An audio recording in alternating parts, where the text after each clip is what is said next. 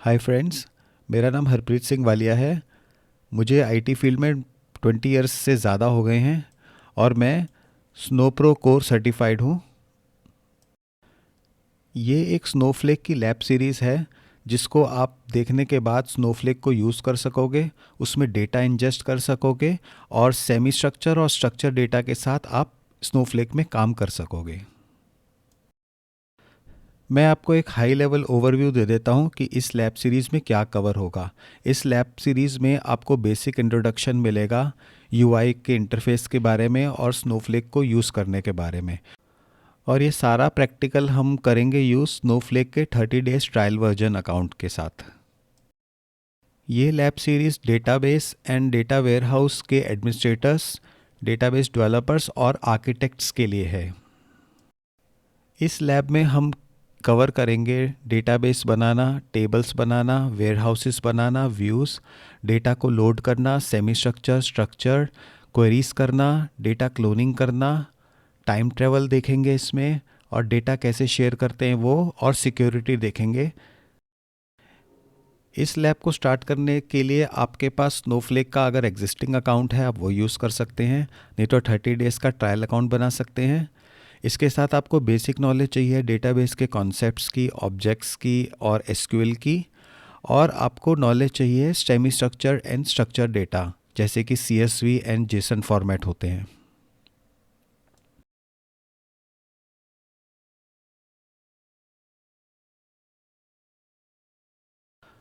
अब हम सबसे पहले स्नोफ्लेक का 30 डेज़ का फ्री ट्रायल अकाउंट क्रिएट करेंगे, उसको एक्टिवेट करेंगे, उस अकाउंट में लॉगिन करेंगे। और कुछ स्क्रिप्ट्स हैं जो मैंने इसमें यूज़ करी हैं, वो स्क्रिप्ट्स मैंने डिस्क्रिप्शन पे डाला है उसका यूआरएल लिंक, तो आप वहाँ से उसको डाउनलोड कर सकते हो। अकाउंट बनाने के लिए हम trial.snowflake.com पर जाएंगे। इसमें एक फॉर्म खुलेगा जिसमें हमें फ़र्स्ट नेम और लास्ट नेम डालना है और अपना ईमेल डालना है।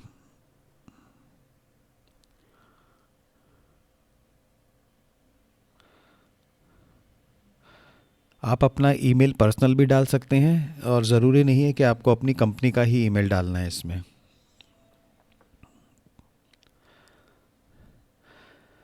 इसके बाद आप अपनी कंपनी का नाम डाल सकते हैं, और अगर आप अपनी कंपनी का नाम नहीं डालना चाहते तो आप इसमें कुछ भी डाल सकते हैं, जैसे कि स्टूडेंट आप लिख सकते हैं इसमें।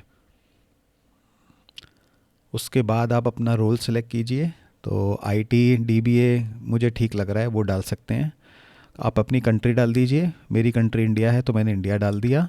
उसके बाद आप कंटिन्यू करो। और मैंने इसमें एंटरप्राइज एडिशन लिया है क्योंकि इसमें काफ़ी फीचर्स हैं जो अवेलेबल होते हैं, हम यूज़ कर सकते हैं। स्नोफ्लेक में 3 क्लाउड प्रोवाइडर्स मिलते हैं, माइक्रोसॉफ्ट एज्योर, अमेज़ॉन और गूगल क्लाउड। सो इसमें से आप कोई भी यूज़ कर सकते हो, लेकिन मैंने इसमें अपने लिए माइक्रोसॉफ्ट एज्योर यूज़ किया है। उसके बाद आप अपना रीजन देख लीजिए, जो आपके प्लेस से सबसे नियरेस्ट हो आप वो रीजन ले लीजिए। मैंने सेंट्रल इंडिया ले लिया है। और इसको सेलेक्ट करने के बाद आप चेक बॉक्स पे क्लिक कर दीजिए एंड गेट स्टार्टेड पे क्लिक कर दो। इसके बाद आपको एक फीडबैक फॉर्म मिलेगा। आप चाहो तो ये फीडबैक फॉर्म भर सकते हो, नहीं तो आप चाहो तो इसको स्किप कर सकते हो। मैं अभी इसको स्किप कर रहा हूँ। इसके बाद आपको एक ईमेल आएगा, आप अपनी ईमेल चेक कर सकते हैं। आपके पास ईमेल आएगा, उसमें एक क्लिक टू एक्टिवेट बटन होगा, उसको आप क्लिक कीजिए। इससे आपका जो है अकाउंट एक्टिवेट हो जाएगा। फिर आपको एक यूज़र बनाना पड़ेगा और पासवर्ड देना पड़ेगा, और यही यूज़र नेम है जो आप यूज़ करेंगे अकाउंट में लॉगिन करने के लिए।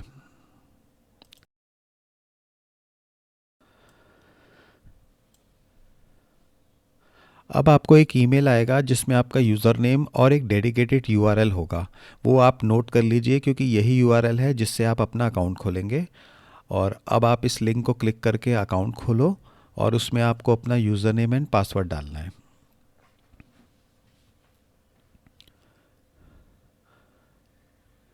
और ये आपका फर्स्ट टाइम इसमें अकाउंट में लॉगिन हो गया है। अब आपको जो मैंने स्क्रिप्ट्स बताई थी डिस्क्रिप्शन लिंक में प्रोवाइडेड हैं, आपको वो डाउनलोड करनी है ताकि आपको सारी की सारी कमांड्स टाइप ना करनी पड़े, आप उनको कॉपी पेस्ट करके यूज़ कर सकते हैं। मॉड्यूल 2 में हम अपने अकाउंट में लॉगिन करेंगे, यूआई कंपोनेंट्स का बेसिक ओवरव्यू देखेंगे, databases, warehouse, worksheets, history, user roles and shares, इनके बारे में डिस्कशन करेंगे। और एक ब्रीफ ओवरव्यू जो प्रोजेक्ट हम करने वाले हैं उसके बारे में मैं आपको बताऊंगा कि हम क्या कवर करने वाले हैं इस लैब में। जब आप फर्स्ट टाइम लॉगिन करते हो तो आपके सामने ये एक टिप्स की स्क्रीन आती है, तो आप इसको चाहो तो फॉलो कर सकते हो और नहीं तो हम इसको स्किप कर सकते हैं। इसमें आपको कुछ सैम्पल्स भी मिल जाएंगे जो आप लर्निंग के लिए यूज़ कर सकते हैं। अभी हम इसको स्किप कर देते हैं और अब हम आते हैं वर्कशीट्स पे। वर्कशीट एक आपका वे है जिससे आप अपनी एसक्यूएल्स लिख सकते हो, अपना पाइथन कोड लिख सकते हो और इसी के थ्रू ही आप अपने डीडीएल, डीएमएल ये सारे ऑपरेशंस परफॉर्म कर सकते हो। ये आपकी वर्कशीट खुल गई है, इसमें आप अपना कोड लिख सकते हो, इस कोड को आप सेव भी कर सकते हो और डिफरेंट डिफरेंट कोड्स को आप डिफरेंट डिफरेंट वर्कशीट्स में सेव करके आप एक ऑर्गेनाइज वे में रख सकते हो। जब भी आप एक वर्कशीट खोलते हो तो उसमें एक ऊपर ड्रॉप डाउन मेन्यू आता है जिसमें आप डेटाबेस सेलेक्ट कर सकते हो और स्कीमा सेलेक्ट कर सकते हो कि किस डेटाबेस और स्कीमा को यूज़ करना है इस वर्कशीट के against. Right hand side top पे आप देखोगे कि आपको रोल एंड वेयरहाउस सेलेक्ट करने का ड्रॉप डाउन मिलता है। आप इस लिस्ट में से कोई भी रोल सेलेक्ट कर सकते हैं जिसके अगेंस्ट आप ये वर्कशीट एंड एसक्यूएल्स चलाना चाहते हैं। उसके साथ आपको एक और दिखेगा कि वेयरहाउस की भी आपके पास लिस्ट है। तो अभी हमारे पास कोई भी वेयरहाउस नहीं बना है क्योंकि ये नया अकाउंट है। तो जैसे ही हम इसमें अलग अलग वेयरहाउस डिफरेंट डिफरेंट कन्फिग्रेशंस के जब हम बनाएंगे तो वो लिस्ट यहाँ पे दिखनी शुरू हो जाएगी। आप बहुत हाई एंड कन्फिग्रेशन का वेयरहाउस बना सकते हो, आप लो एंड कन्फिग्रेशन का वेयरहाउस बना सकते हो, वो सब आपको इसी लिस्ट में दिखेंगे। ऑब्जेक्ट्स की लिस्ट में आपको इस टाइम दो डेटाबेस दिखेंगे जो कि डिफ़ॉल्ट नए अकाउंट में हमेशा आते हैं। एक आपका है स्नोफ्लेक नाम से और एक आता है स्नोफ्लेक सैम्पल डेटा के नाम से। इन डेटाबेसेस के अंदर आप देख सकते हैं कि इसमें मल्टीपल स्कीमास बने हैं और किसी स्कीमा को अगर आप खोलोगे तो आपको उसमें टेबल्स भी दिखाई देंगे। और जैसा कि मैंने इस स्कीमा में क्लिक किया और कस्टमर टेबल को क्लिक किया तो आपको इसकी डेफिनेशन दिखेगी। और इस वर्कशीट पे आप सेलेक्ट चला के इस टेबल का डेटा देख सकते हैं, लेकिन क्योंकि हमारे पास अभी कोई वेयरहाउस बना नहीं है तो हम अभी इसका डेटा देख नहीं सकते। अभी हम इस शीट को सेव कर लेते हैं और हम इसका नाम रखते हैं माय फर्स्ट स्क्रिप्ट। अब हम वर्कशीट्स के अंदर जाते हैं और जो हमने सेव किया स्क्रिप्ट हम वो देख सकते हैं यहाँ पे। और यहीं पे आपको सारी स्क्रिप्ट्स दिखेंगी जो आपने सेव की हैं। यहीं पे आप टॉप लेफ़्ट साइड पे जहाँ पे आपका नाम लिखा है वहाँ आप देख सकते हैं कि एक रोल सेलेक्ट हुआ हुआ है जिसका नाम है पब्लिक। आप चाहो तो अपना रोल यहाँ से भी चेंज कर सकते हो और यहाँ पे आप देखोगे कि डिफरेंट रोल्स आपको जो असाइंड हैं, जो अवेलेबल हैं, वो आपको यहाँ पे दिखेंगे। और अगर कोई रोल है जो आपको हर बार यूज़ करना है लॉगिन पे तो यहाँ पे आप उसको सेट एज डिफ़ॉल्ट कर सकते हो ताकि नेक्स्ट टाइम जब भी आप लॉगिन करो तो आपको वही रोल मिलेगा और आपको बार बार स्विच नहीं करना पड़ेगा। अब हम डेटा आइटम के ऊपर क्लिक करते हैं और उसमें आपको दिखेगा कि डेटाबेसेस हैं।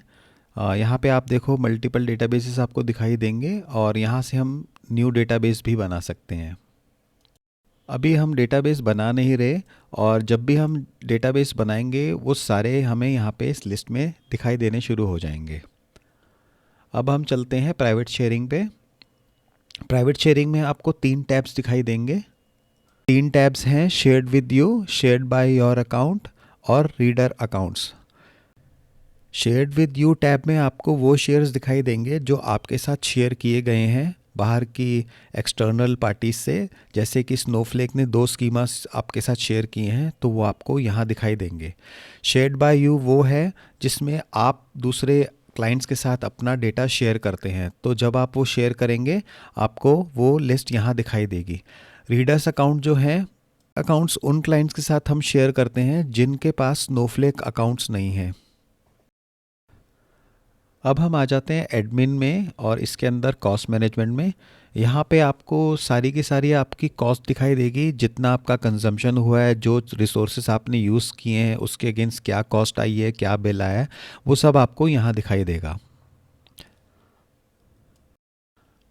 अब हम आ जाते हैं वेयर हाउसेस पे।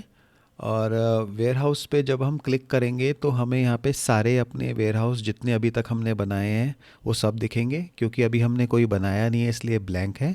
यहाँ पे आपको डिफरेंट साइज़, डिफरेंट टाइप्स, सारे वेयर हाउस की लिस्ट आपको यहाँ दिखेगी। यहाँ पर आपको ऊपर एक बटन दिखेगा वेयर हाउस क्रिएट करने का, तो जब हम उसको क्लिक करेंगे तो हम लोग वेयर हाउस बना सकते हैं। यहाँ पे आपको अपना वेयर हाउस का नाम देना है और आप टाइप सेलेक्ट कर सकते हैं, स्टैंडर्ड या स्नो पार्क ऑप्टिमाइज्ड। आप यहाँ पे आप टाइप सेलेक्ट करेंगे, उसके बाद आपको डिफरेंट डिफरेंट साइज़ दिखेंगे। तो जैसे आप देखेंगे कि 2 के फैक्टर्स में बढ़ रहा है, डबल हो रहा है, और इसके क्रेडिट्स जो हैं वो भी डबल हो रहे हैं। तो क्रेडिट्स जितने ज़्यादा होंगे उतनी बिलिंग आपकी ज़्यादा होगी। तो पर आवर्स के हिसाब से आपको इसमें क्रेडिट्स दिख रहे हैं, तो आप अपना देख सकते हैं कि कौन सा साइज़ आपको चाहिए।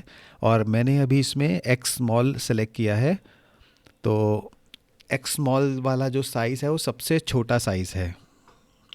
और उसके बाद आप ये कुछ एडवांस ऑप्शन देख सकते हैं कि आपको इसको ऑटो सस्पेंड कराना है, कि अगर ये यूज़ नहीं हो रहा तो अपने आप 5 मिनट के बाद ये बंद हो जाएगा, और जैसे ही कोई एसक्यूएल दोबारा इस पे आएगी रन होने के लिए, ये अपने आप स्टार्ट हो जाएगा। तो ऑटो रिज्यूम इसमें हमने चेक किया हुआ है। तो आप अपने अकॉर्डिंगली ये सेलेक्ट कर सकते हैं चेक बॉक्सेस में ऑप्शंस। अभी मैं वेयर हाउस नहीं बना रहा, तो अभी मैं इसको कैंसिल कर दूंगा। और अब हम आते हैं यूज़र्स एंड रोल्स पे।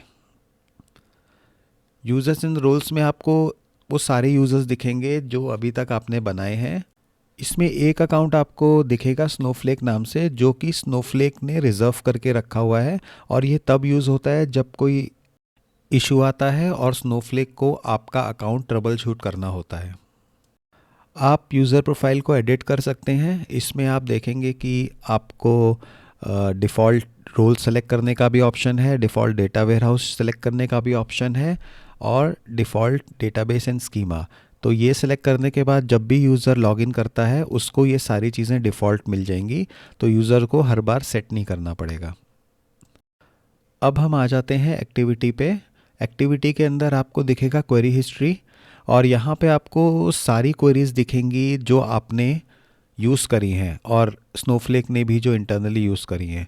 इसमें आप फ़िल्टर करके आप अपनी क्वेरीज देख सकते हैं। आप देख सकते हैं कि कौन सा वेयरहाउस यूज़ हुआ था, क्या ड्यूरेशन था उसका, और इधर आप इसको फ़िल्टर भी कर सकते हैं। जैसे कि आप टैग्स यूज़ कर सकते हैं, अगर आपने क्वेरीज़ में टैग लगाया है तो टैब वाइज आप फ़िल्टर कर सकते हैं, सेशन वाइज कर सकते हैं, वेयरहाउस वाइज कर सकते हैं, और अपनी क्वेरी जो है वो जल्दी से जल्दी आप इसमें सर्च कर सकते हैं। इसमें आपको क्वेरी का रन स्टेटस भी पता चलेगा कि क्वेरी सक्सेस हुई थी या फेल हुई थी, तो वो आपको ट्रबल शूट करने में भी आसानी रहेगी। अब हम आ जाते हैं वेयरहाउस पे वापस, और एक नया वेयरहाउस क्रिएट करते हैं। तो अभी हम इस वेयरहाउस का नाम रखेंगे कंप्यूट WHSM, जिसका मतलब है कि कंप्यूट वेयरहाउस स्मॉल। और अभी हमारा वेयरहाउस क्रिएट हो रहा है, और आप देखेंगे कि जैसे ही हम वेयरहाउस क्रिएट करते हैं वो स्टार्टेड फॉर्म में आ जाता है, वो स्टार्ट हो जाता है, और ये डिफ़ॉल्ट्स हैं। अभी हम इसको नहीं चेंज करेंगे, और अभी हम इसको सस्पेंड कर देते हैं, क्योंकि अब हम नेक्स्ट सेशन में क्वेरीज रन करेंगे, तो तब तक इसको हम बंद करके रख देते हैं। आप खुद यहाँ से भी बंद कर सकते हैं, अदरवाइज़ वो 5 मिनट्स में जो डिफ़ॉल्ट सेटिंग है वो अपने आप बंद हो जाएगा। अब हम डिस्कस करते हैं कि हम क्या प्रोजेक्ट करने वाले हैं, उसके बारे में थोड़ा सा डिस्क्राइब कर देता हूँ आपको ब्रीफ में।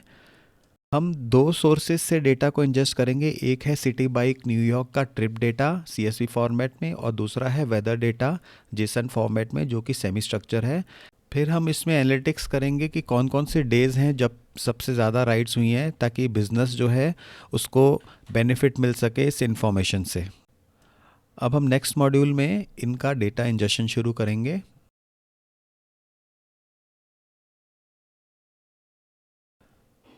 मॉड्यूल 3 में हम पहले CSV फाइल को थोड़ा सा एक्सप्लोर करेंगे, डेटाबेस बनाएंगे, टेबल बनाएंगे, स्टेजेस बनाएंगे, उसके बाद फाइल फॉर्मेट बनाएंगे और डेटा को लोड करेंगे।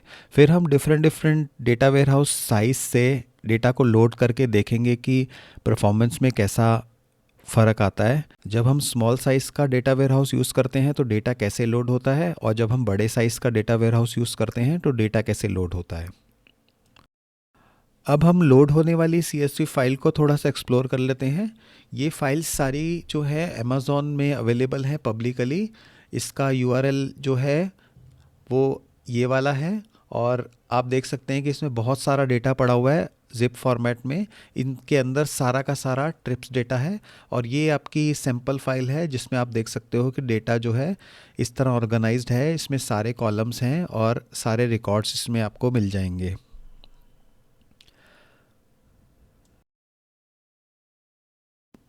इस डेटा को लोड करने के लिए सबसे पहले डेटाबेस बनाएंगे और स्कीमा, और उसके अंदर टेबल। तो हम डेटाबेस में जाते हैं और न्यू डेटाबेस क्रिएट करते हैं, और डेटाबेस का हम नाम रखते हैं सिटी बाइक। अभी डेटाबेस बन रहा है और आप देख सकते हैं कि हमारे पास लिस्ट में आ गया है। तो हम इसके अंदर जाते हैं और हम लोग पब्लिक स्कीमा यूज़ कर सकते हैं, तो नया स्कीमा बनाने की ज़रूरत नहीं है। तो अब हम इसके अंदर जाके एक स्टैंडर्ड टेबल क्रिएट करेंगे, और आप देख सकते हैं कि यहाँ पे टेबल की बेसिक जो बॉडी है वो डेफिनेशन की वो आ जाती है। आप इसमें कॉलम्स डाल सकते हैं, लेकिन मेरे पास स्क्रिप्ट है तो हम अपनी स्क्रिप्ट यूज़ करते हैं। तो सबसे पहले हम स्क्रिप्ट बनाते हैं, और यहाँ पे हम सिटी बाइक का डेटाबेस सेलेक्ट करते हैं, पब्लिक स्कीमा सेलेक्ट करते हैं, और अकाउंट जो है हम यूज़ करते हैं अकाउंट एडमिन अभी के लिए। और ये है जो आप टेबल डेफिनेशन देख रहे हैं, ये मैंने इसमें चला दी है और हमारा टेबल क्रिएट हो गया है।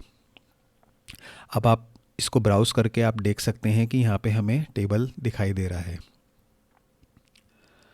इसकी डेफिनेशन और कॉलम्स सब आपको ट्रिप इन्फो के यहाँ पे दिख रहे हैं। हम अब इस वर्कशीट का नाम जो है वो रख देते हैं वर्कशीट मॉड्यूल 3।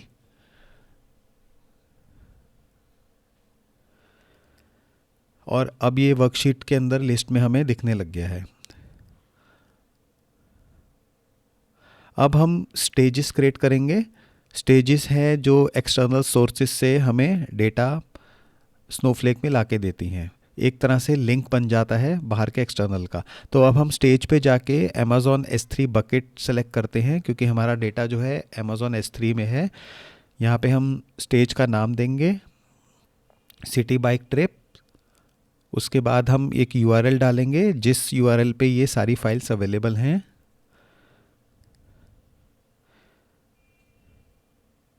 इसके बाद हम SQL प्रीव्यू कर सकते हैं कि अगर आपको डायरेक्ट SQL से बनाना है तो आप SQL से भी बना सकते हैं। तो हमने इसको क्रिएट किया और अब ये क्रिएट हो गया है सक्सेसफुल, और आप स्टेजेस के अंदर देख सकते हैं कि ये दिखने लग गया है।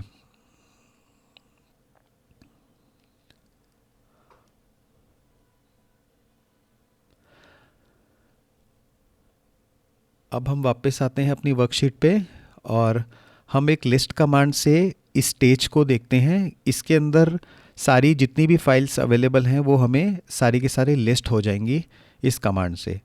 तो हमने list @city bike trips command चलाई, और हम देख रहे हैं कि हमारा ये एक्सेसिबल है स्टेज, और अगर है तो उसमें क्या क्या फ़ाइल्स हैं। तो ये हमारे पास लिस्ट आ गई है कि जो जो फाइल्स हमारे पास अवेलेबल हैं, और इससे ये भी वेरीफाई हो जाता है कि हमारा जो है ये स्टेज का लिंक काम कर रहा है, और हम ये सारी फाइल्स को रीड कर सकते हैं। अब हम एक फ़ाइल फॉर्मेट क्रिएट करेंगे ऑब्जेक्ट, और उसके बाद हम डेटा लोड करेंगे।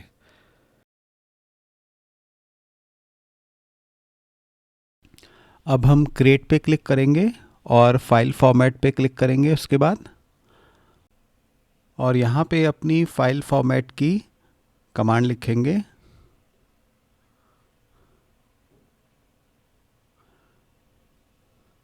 तो यहाँ पे हम एक CSV नाम से टाइप बना रहे हैं। अब हम इस कमांड को रन करेंगे और इससे हमारा फाइल फॉर्मेट CSV नाम से क्रिएट हो जाएगा।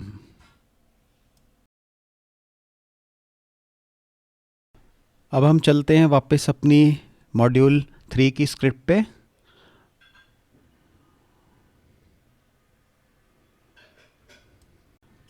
यहाँ पर अब हम कॉपी कमांड चलाएंगे, जिससे कि जो स्टेजिंग का डेटा है वो हमारे ट्रिप्स इन्फो टेबल में लोड हो जाएगा। और इस आप कमांड में देख सकते हैं कि हमने फ़ाइल फॉर्मेट दिया है ताकि सिस्टम को पता रहे कि किस फॉर्मेट की फ़ाइल है, और एक ऑन एरर कंटिन्यू दिया है कि इन केस अगर कोई एरर आता है लोड करने में किसी भी रीज़न से, तो वो लोडिंग उसकी रुकेगी नहीं, वो चलता रहेगा। अब आप देख सकते हैं यहाँ पे कि कॉपी कमांड चल गई है और सारा का सारा डेटा लोड हो गया है। और आप स्टेटस में देख सकते हैं कि जो जो फाइल्स लोड हो गई हैं उनके सामने स्टेटस लिखा हुआ लोडेड। और इसको चलने में टोटल 17 मिनट्स लगे हैं, 17 मिनट लगे हैं इस पूरी की पूरी फाइल्स को लोड होने में स्नोफ्लेक में। हमने सबसे स्मॉल डेटा वेयरहाउस यूज़ किया है। एक वो रीज़न हो सकता है कि इसको इतना टाइम लगा है, और दूसरा जिस रीजन में ये फाइल्स पड़ी हैं हो सकता है कि मेरे रीजन से वो रीजन बहुत दूर हो, तो उसकी वजह से भी इसमें टाइम लगा होगा। तो आप इसमें और स्टैट्स भी देख सकते हैं नीचे स्क्रॉल करके।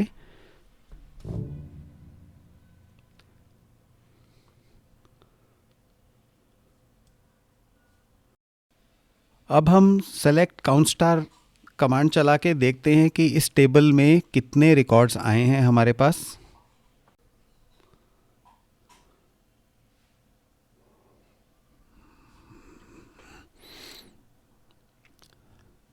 अब आप देख सकते हैं इसमें कितने रिकॉर्ड्स हैं।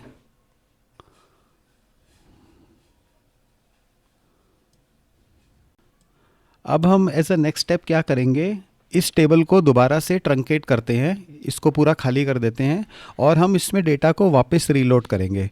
लेकिन इस बार डिफरेंस ये होगा कि हम लोग थोड़ा सा लार्ज डेटा वेयरहाउस यूज़ करेंगे, ये देखने के लिए कि लार्ज डेटा वेयरहाउस और स्मॉल डेटा वेयरहाउस जब हम यूज़ करते हैं तो दोनों में प्रोसेसिंग स्पीड में क्या डिफरेंस आता है।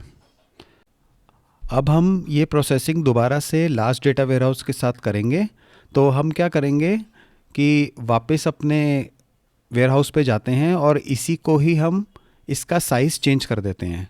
तो हमने एडिट किया और अब हम स्मॉल को लार्ज करेंगे। आप देखोगे इसमें 8 क्रेडिट्स पर आवर वाला हमने ले लिया, जो कि इससे स्मॉल से काफ़ी ज़्यादा पावरफुल है, और ये हमारा चेंज हो गया अब।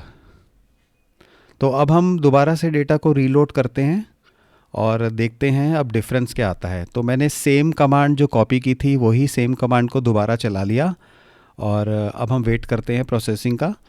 प्रोसेसिंग हो गई है, डेटा लोड हो गया है, और अब आप देख सकते हैं कि इस बार इसने 2 मिनट्स 33 सेकेंड्स यूज़ किए हैं।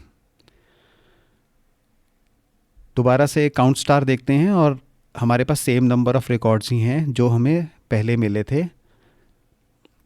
तो इससे ये पता चल गया हमें कि जब हम लार्ज वेयरहाउस यूज़ करते हैं तो उससे हमारी प्रोसेसिंग बहुत फास्ट हो जाती है। अब हम वापस से लार्ज को स्मॉल में कर देते हैं कन्वर्ट, नहीं तो हमारी जो बिलिंग है बहुत फास्ट हो जाएगी, और हमें आगे भी यूज़ करना है स्मॉल। तो हम एडिट में जाके इसका वापस टाइप जो है स्मॉल कर देते हैं एंड उसको सेव कर देते हैं।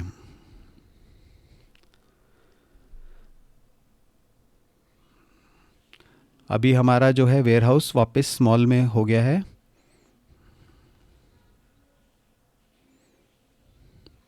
अब हम क्वेरी हिस्ट्री में जाके देखते हैं कि हमने जो कमांड्स चलाई थी, और आप देखोगे कि जो फर्स्ट जो हमने लोड किया था उसमें 17 मिनट्स दिख रहा है, और जो सेकंड लोड किया था उसमें 2 मिनट्स दिख रहा है। तो ये हमारी पूरी क्वेरी हिस्ट्री है जो यहाँ पे हमारी हमेशा दिखती रहेगी, और हम लोग जाके देख सकते हैं कि हमने क्या क्या किया है। अब हम मॉड्यूल 4 में एनालिटिक्स एंड डेटा क्लोनिंग करेंगे।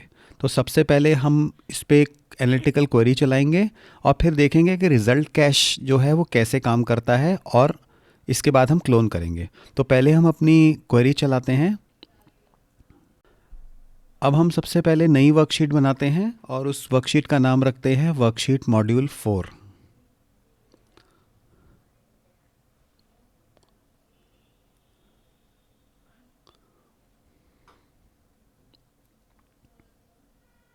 इसके बाद हम city by database and schema select करेंगे। इस टेबल का डेटा प्रीव्यू कर लेते हैं।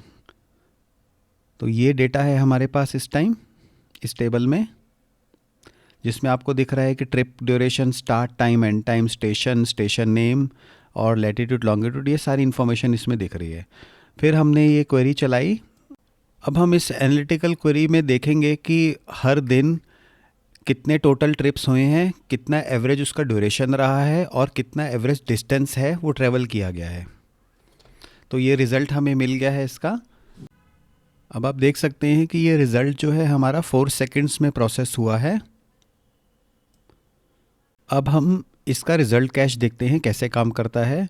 जब हम इस क्वेरी को दोबारा चलाएंगे तो अब ये वेयरहाउस से डेटा प्रोसेस ना करा के ये रिज़ल्ट कैश से उठा लेगा। अब देखो, आप 36 मिली सेकेंड्स लगे हैं इसको इसी रिज़ल्ट को लाने में, क्योंकि जो वेयरहाउस होते हैं वो रिज़ल्ट सेट को कैश करके रख लेते हैं। अब क्योंकि क्वेरी सेम है तो इसलिए उसने सेम रिज़ल्ट सेट को पिक कर लिया और हमें शो कर दिया। अब हम दूसरी क्वेरी चलाएंगे। ये क्वेरी जो है हमें डे ऑफ वीक वाइज बताएगी कि टोटल ट्रिप्स हमारे कितने लगे हैं। तो आप देख सकते हैं जो 7 दिन हैं हमारे, उनमें टोटल ट्रिप्स कितने कितने लगे हैं, जिससे आप देख सकते हैं कि वीकेंड पे कितना ट्रिप लगा है और वीकडे पे कितना ट्रिप लगा है। अब हम जाते हैं क्वेरी हिस्ट्री में और हम देख सकते हैं ये कि फर्स्ट टाइम इसने डेटा वेयरहाउस यूज़ किया था और सेकंड टाइम इसने डेटा वेयरहाउस नहीं यूज़ किया था। यहाँ पे देखो आप, ब्लैंक है वेयरहाउस। इसका मतलब ये है कि इसने रिज़ल्ट कैश से डेटा को उठाया है। अगर बेस टेबल का डेटा चेंज होता है या कैश का जो टाइम आउट हो जाता है, तब वो दोबारा चलाएगा वेयरहाउस को। अब हम देखते हैं ऑब्जेक्ट क्लोनिंग। इस मॉड्यूल में हम लोग एक टेबल को क्लोन करेंगे और क्लोन करने में जो हमारी स्टोरेज है वो बढ़ती नहीं है, क्योंकि इसको हम बोलते हैं ज़ीरो क्लोनिंग। तो सिर्फ एक क्लोन का रेफरेंस बन जाता है। जैसे कि हम इसमें ट्रिप इन्फो को हम क्लोन कर रहे हैं ट्रिप इन्फो डेव में, तो ट्रिप इन्फो डेव जो है उसी स्टोरेज को पॉइंट करेगा जहाँ पे ट्रिप्स इन्फो है। और जब भी हम कुछ डेटा ट्रिप इन्फो डेव में चेंज करेंगे तो उसकी सेपरेट डेल्टा फाइल्स बनेंगी। तो इससे क्या होता है कि हमारी स्टोरेज जो है वो हमारी बढ़ती नहीं है, सेम ही रहती है। तो इससे हम जो एनवायरनमेंट्स बनाते हैं डिफरेंट, तो उसमें हमारे लिए बहुत इजी रहता है, जल्दी भी बन जाता है और स्टोरेज भी डबल नहीं होती। अब हम मॉड्यूल 5 में सेमी स्ट्रक्चर डेटा लोड करेंगे। इसके लिए हम दोबारा से एक नया डेटाबेस बनाएंगे, नया टेबल बनाएंगे। जो हमें सेमी स्ट्रक्चर डेटा लोड करना है उसका स्टेज बनाएंगे। हम डेटा को लोड करके वेरीफाई करेंगे और जॉइन ऑपरेशन करेंगे, जो हमने पहले CSV डेटा को लोड किया था ट्रिप्स वाला। तो सबसे पहले हम वर्कशीट बनाएंगे, वर्कशीट मॉड्यूल 5। इस बार हम डेटाबेस बनाएंगे DDL कमांड से। ये हमारा डेटाबेस बन गया। अब हम कमांड से डेटा वेयरहाउस सेट करेंगे जो इस वर्कशीट के साथ यूज़ होगी। उसके बाद हम यहीं से डेटाबेस सेलेक्ट करेंगे यूज़ कमांड से। हमने जो नया डेटाबेस बनाया है वेदर नाम से, उसको हम यूज़ करेंगे और पब्लिक स्कीमा यूज़ करेंगे। अब हम सब कमांड से कर रहे हैं, ड्रॉप डाउन से सिलेक्ट नहीं कर रहे। और अब हम एक टेबल बनाएंगे जेसन वेदर डेटा का।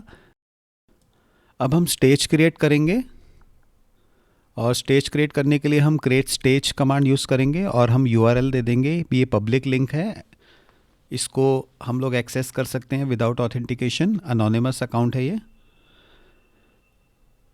और हम स्टेज में देख सकते हैं कि हमारी स्टेज भी बन गई है। और अब हम इस स्टेज को लिस्ट करते हैं देखने के लिए कि इसमें कौन कौन सी फाइल्स हैं, और वेरीफाई भी हो जाएगा कि हमारा स्टेज एक्सेसिबल है। अब हम अपने स्नोफ्लेक टेबल में ये जेसन डेटा को लोड करेंगे।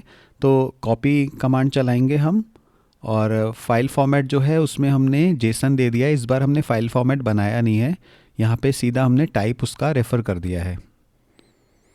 और अब हमारा डेटा लोड हो गया है और हम देख सकते हैं स्टेटस में कि फाइल्स जो हैं उसमें लोडेड स्टेटस आ रहा है।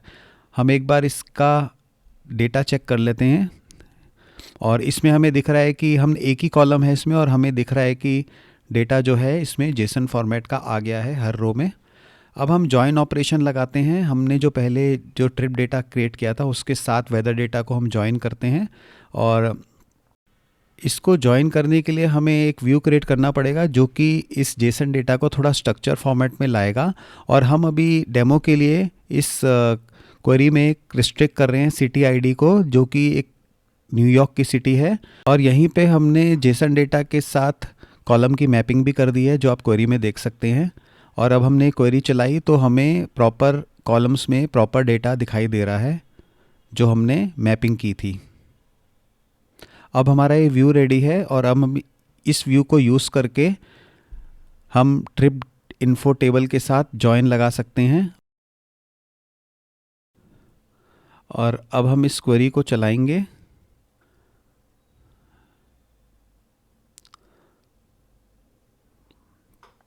अब आप रिज़ल्ट देख सकते हैं कि अलग अलग वेदर कंडीशंस में टोटल नंबर ऑफ़ ट्रिप्स कितने थे। तो आप देख सकते हैं कि जब क्लियर वेदर था तो सबसे ज़्यादा ट्रिप थे, और जब स्मोकी वेदर था तो ट्रिप सबसे कम थे। तो इससे हमें वेदर कंडीशन के साथ हमारी राइड्स का डेटा जो है वो मिल जाता है। अब हम एक बार जेसन डेटा को थोड़ा एक्सप्लोर कर लेते हैं। हमने एक रिकॉर्ड पे क्लिक किया तो आप राइट हैंड साइड पे देखेंगे कि इसका प्रॉपर फॉर्मेटेड जो डेटा है वो हमें राइट साइड पे दिख रहा है। तो हम इसको स्क्रॉल करके इसका डेटा को रीड कर सकते हैं जेसन फॉर्मेटेड वे में।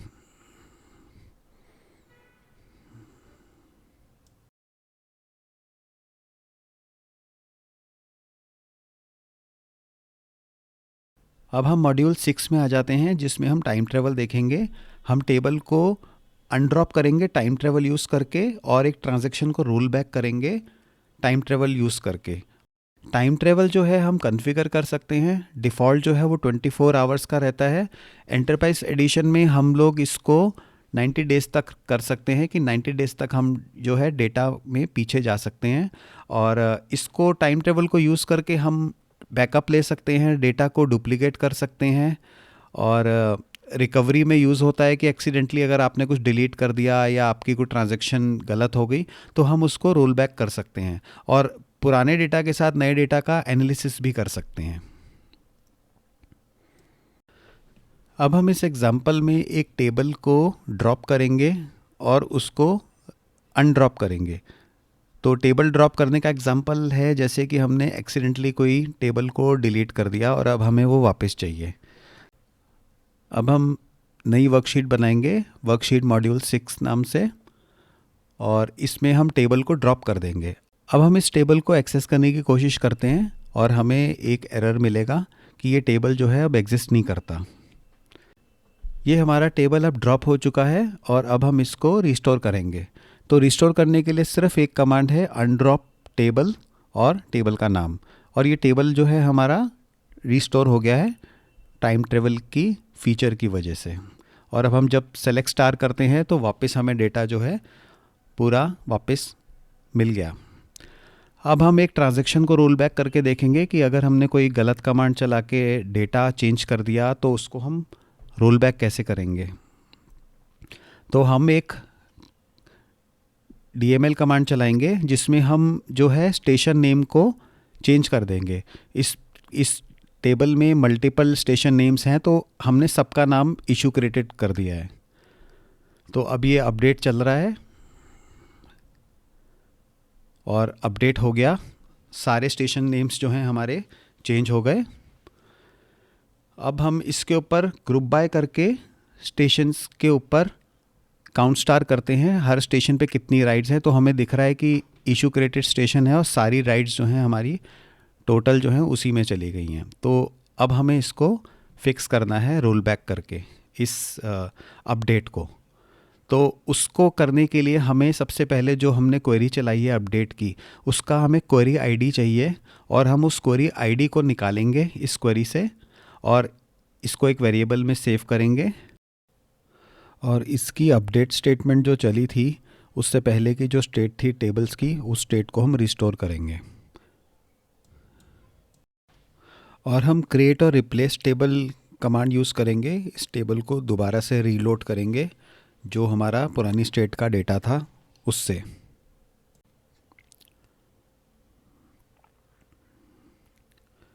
अब ये डेटा जो है रिस्टोर हो रहा है और ये हो गया रिस्टोर। अब हम इस टेबल के डेटा को चेक करते हैं कि ये ठीक से रिस्टोर हुआ है कि नहीं। तो हम पहले वाली अपनी स्टेटमेंट चलाते हैं और ये जो है सारी इसमें वापस करेक्शंस हो गई हैं और स्टेशन के नेम जो हैं सारे वापस आ गए हैं। मॉड्यूल 7 में हम बात करेंगे सिक्योरिटी की, आरबैक की। आरबैक जो है वो है रोल बेस्ड एक्सेस कंट्रोल। इसमें हम रोल्स के थ्रू यूज़र्स को परमिशन देंगे डेटाबेस ऑब्जेक्ट्स में काम करने के लिए। तो हम एक रोल बनाएंगे, उसको हम ग्रांट करेंगे यूज़र को, और उस रोल के थ्रू यूज़र जो है डेटाबेस के ऑब्जेक्ट्स को एक्सेस कर पाएगा। तो सबसे पहले हम एक रोल बना लेते हैं जूनियर डीबीए का। ये रोल बन गया। अब हम इसको ग्रांट कर रहे हैं यूज़र को, जो कि ये यूज़र है जो अभी लॉगिन हुआ है। और अब हम ये रोल यूज़ करते हैं। अब हम इस रोल पे स्विच होते हैं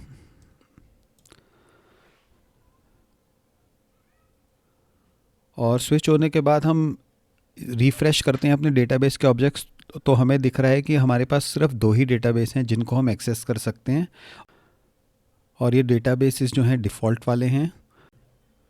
अब हम वापस अकाउंट एडमिन रोल पे आते हैं और हमें सारे के सारे जो डेटाबेसेस हैं वापस दिखाई देने लग गए हैं, सिटी बैंक और वेदर भी, क्योंकि हमने इसी अकाउंट एडमिन से ही ये टेबल्स क्रिएट करे थे। अब हम यूसेज प्रिविलेज जो है उसका ग्रांट जो है इन दोनों डेटाबेसेस के लिए इस रोल को दे रहे हैं, जूनियर डीबीए को। और वापस इस रोल पे स्विच होते हैं और रिफ़्रेश करते हैं डेटाबेस के ऑब्जेक्ट्स को। और अब हमें इस रोल के अंदर ये दोनों के दोनों डेटाबेसेस जो ग्रांट हुए हैं यूसेज के लिए वो दिखाई दे रहे हैं। तो अब हम इन दोनों डेटाबेसेस को यूज़ कर सकते हैं। अब वापस जाते हैं अकाउंट एडमिन पे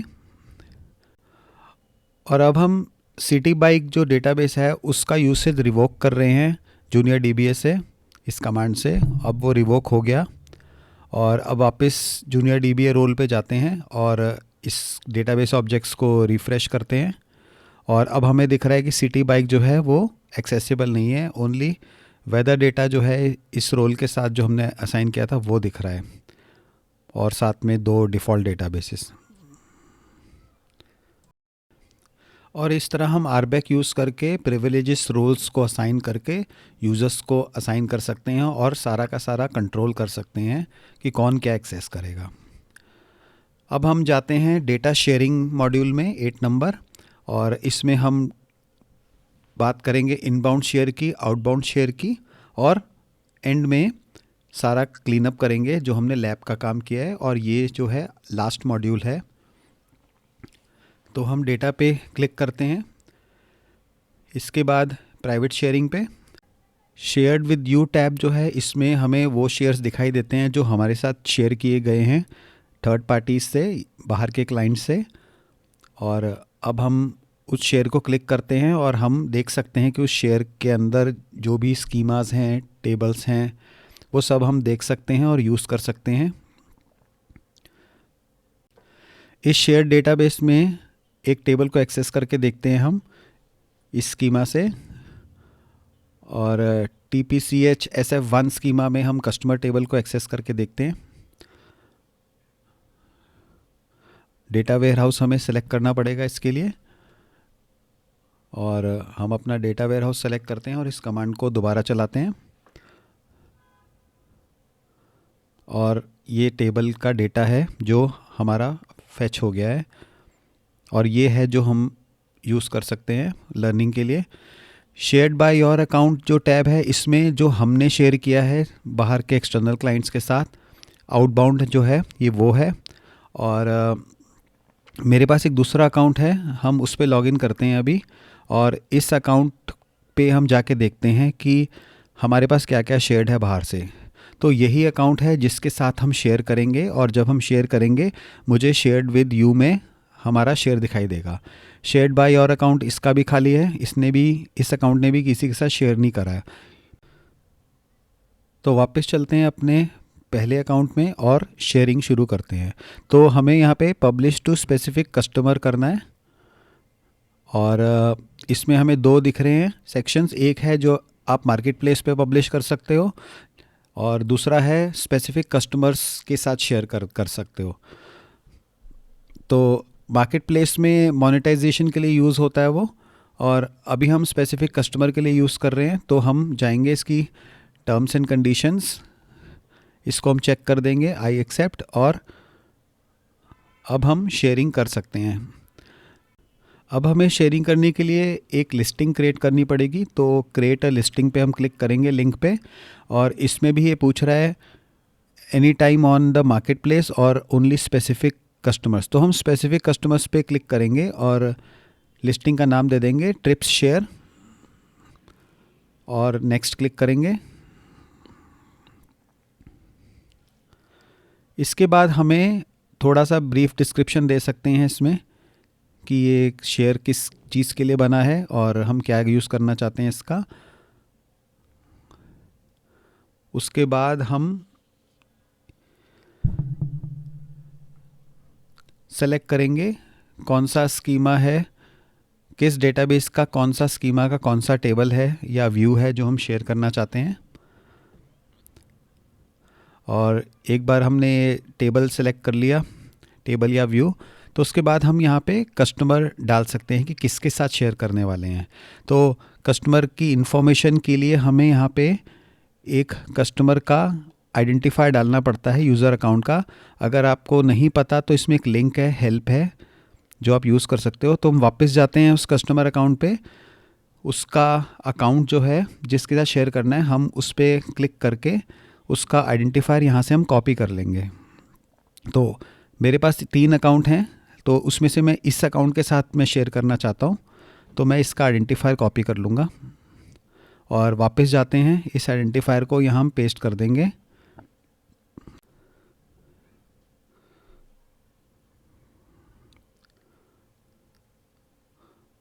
उसके बाद हम डेटा वेयरहाउस सेलेक्ट करेंगे कि कौन सा डेटा वेयरहाउस है जो हम यूज़ करना चाहते हैं इसको प्रोसेस करने के लिए।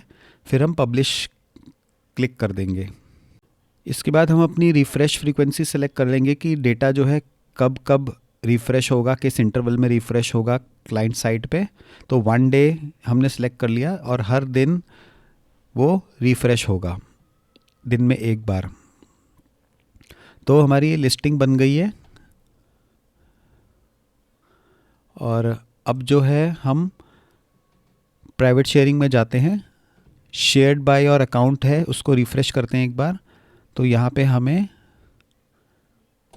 दिखना चाहिए जो हमारा शेयर है। तो यहाँ पे हमें अब दिखने लग गया है कि हमने क्या शेयर किया है दूसरे क्लाइंट के साथ। अब हम क्लाइंट के अकाउंट में जाके भी चेक कर लेते हैं, यहाँ पे भी हमें वो शेयर दिख गया है जो हमारे साथ शेयर हुआ है बाहर से। और ये दिखने के बाद हमें गेट पे क्लिक करना होगा इस शेयर को एक्सेप्ट करने के लिए। तो अभी हम डेटाबेस में जाके देखते हैं कि अभी हमें कुछ दिख रहा है यहाँ पे कि नहीं। अभी तक हमें यहाँ पे कुछ दिख नहीं रहा है डेटाबेस बाहर का। हम गेट करते हैं अभी, और ये बता रहा है कि इसको 10 मिनट्स लगेंगे सारा का सारा डेटा रिप्लिकेट करने में, डेटाबेस पूरा रिप्लिकेट करने में। और जैसे ही हमने क्लिक किया ओके, इसने रिप्लिकेशन स्टार्ट कर दी।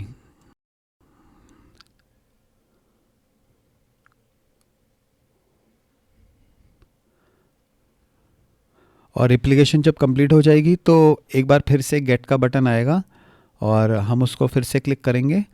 तो हमें ये user name and first name और लास्ट नेम पूछेगा, और साथ में ईमेल, ये वेरिफिकेशन के लिए है। और आपके पास एक ईमेल आएगा, आपको उसके लिंक पे क्लिक करना होगा उसको वेरीफाई करने के लिए। और फाइनली आप गेट पे क्लिक कीजिए।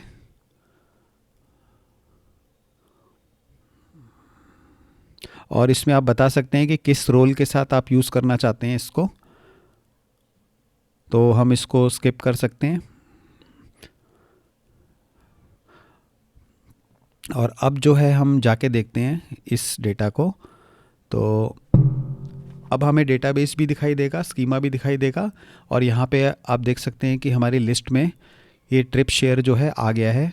और अब हम इसका जो वर्कशीट है इसका नाम जो है रीनेम कर देते हैं, वर्कशीट मॉड्यूल 8। और यहाँ पे अब हम एसक्यूएल चला के देखते हैं, सेलेक्ट करके एक स्पेसिफिक स्टेशन आईडी देखते हैं। और ये हमें डेटा दिखने लग गया है। ये है डेटा जो हमारा शेयर हुआ है और हम अब इसको कस्टमर साइट पे देख रहे हैं।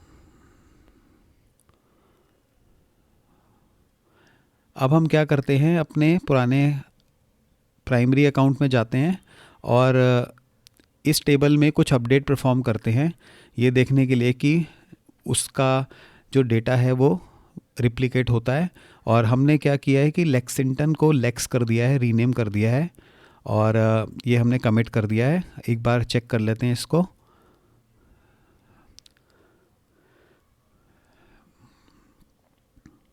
तो मेन जो डेटाबेस था हमारा, मेन प्राइमरी अकाउंट, उसमें ये चेंज हो गया है।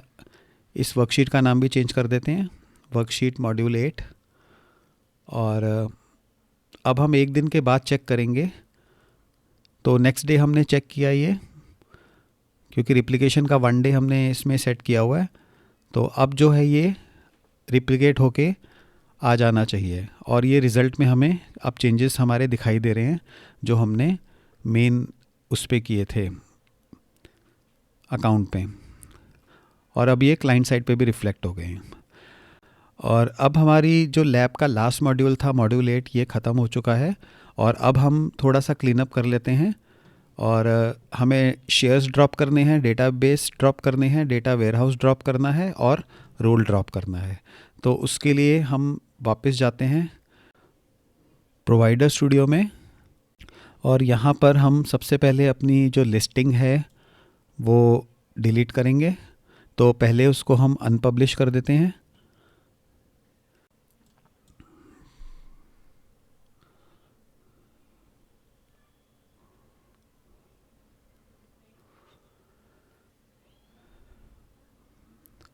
इसके बाद हम इसे डिलीट कर देंगे, और डिलीट करने के बाद ये लिस्टिंग जो है हमारी हट जाएगी यहाँ से। इसके बाद हम क्लाइंट अकाउंट में जाते हैं,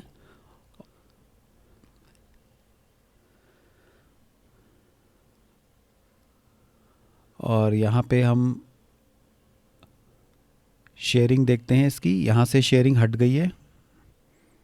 अब हम वापस अपने अकाउंट में आते हैं और शेयर्ड बाय और अकाउंट जो है इसमें जाएंगे टैब में, और इसे भी ड्रॉप कर देंगे, शेयर को भी। तो पहले हमने लिस्टिंग ड्रॉप करी थी, अब हमने इसका शेयर भी ड्रॉप कर दिया। अब हम वापस जाते हैं वर्कशीट पे, और ये जो ड्रॉप कमांड्स हैं हम ये सारी चलाते हैं। ड्रॉप डेटाबेस की दोनों डेटाबेसेस हम ड्रॉप करेंगे। डेटा वेयरहाउस जो था वो उसका इंस्टेंस ड्रॉप करेंगे, और फाइनली रोल ड्रॉप करेंगे। और यहाँ पर हमारी जो लैब है ये ख़त्म हो गई है। और मुझे उम्मीद है कि आपको मेरा काम पसंद आया होगा, और अगर आपको मेरा काम पसंद आया तो प्लीज़ सब्सक्राइब कीजिए और लाइक कीजिए, और मैं आपको मिलूँगा एक नए ट्यूटोरियल के साथ नेक्स्ट वीडियो में। Thank you.